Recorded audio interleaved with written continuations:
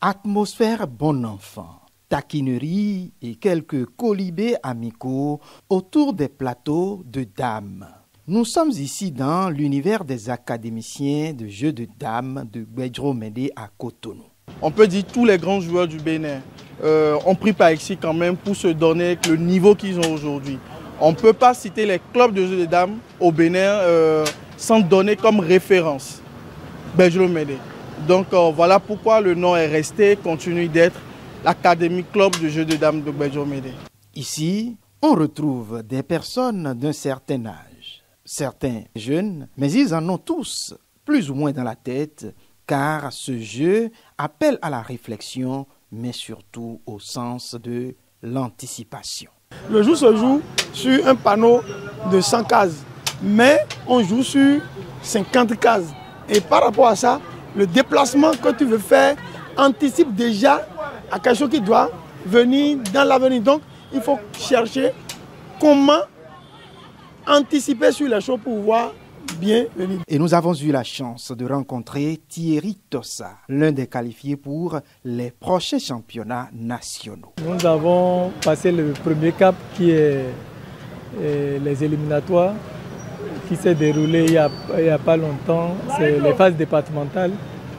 Et je suis qualifié pour la deuxième division. Pour lui, affronter ses adversaires venus d'un peu partout du Bénin appelle à une préparation sur plusieurs plans. Il va falloir vider les problèmes de la maison et être zen dans la tête. Donc après ça, il y a maintenant ta propre préparation par rapport aux différents adversaires. Donc ça, c'est propre à chacun. C'est ça nous appelons les entraînements. Donc vous voyez, c'est ce qui se fait. Il y a certains qui vont participer. Et en attendant le grand jour, Thierry Tossa continue de se frotter à ses partenaires académiciens dans l'intérêt de bénéficier des nombreux avantages que le jeu de dames apporte à son pratiquant.